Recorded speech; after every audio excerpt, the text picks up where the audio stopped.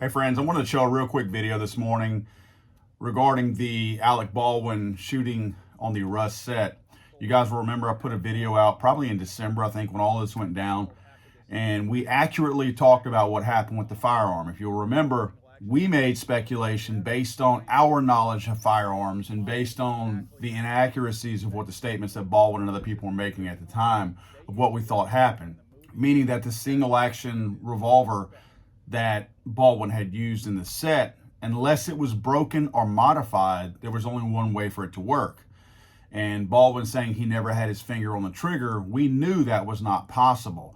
Because if you pull the hammer back, there's not enough room in between the notches and where it stops. And I'm using some, I guess, elementary terminology to make sure everybody understands it. It notches in a couple of different places as it goes back.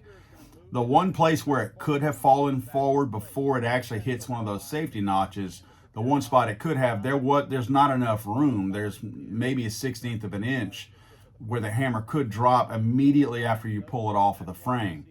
That's not near enough room or momentum or drive to actually hit a primer, strike a primer, and have any kind of a detonation of that primer. So we knew that Baldwin was lying. In fact, he even said how he pulled the hammer all the way back. Or most of the way back. So we knew he was lying. Well, it comes out yesterday, the video all has come out, and in fact, one of the first things you do notice is that his finger is just what we said it was, clearly in the trigger guard. And the reason why I made that comment that it was in the trigger guard is because the way that your hand wraps around the handle of a single action Army revolver, a person who doesn't have the experience of doing this routinely is probably going to immediately put their finger into the trigger guard to aid in removing that from a shoulder holster. A shoulder holster being a lot different type of a holster than one you would have on your side, requiring a lot different of an angle of a movement of your hand and your fingers and your grip and everything. So anyway, I'm going to put another video out describing a whole lot more of this.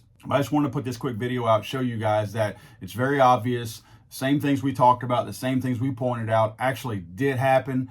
And Alec Baldwin's statement has been inaccurate from the get-go on this. He has not been truthful about anything, whether it's trauma-related, lack of memory, or whether it's purposeful. The man is obviously not stating the truth in what he's talking about. Again, I guess if I was in a trauma situation like that where I had just shot somebody and killed somebody, maybe I wouldn't remember that my finger was in the trigger guard. But those of us watching this would not do that anyway, so we would know that our finger wasn't. Alec, not being a proficient person in the world of gun safety, true gun safety, I don't mean banning guns, I mean actually using a firearm and not killing somebody with it, then he probably doesn't know, well, maybe my finger was in the trigger guard or not. You and I would have known that.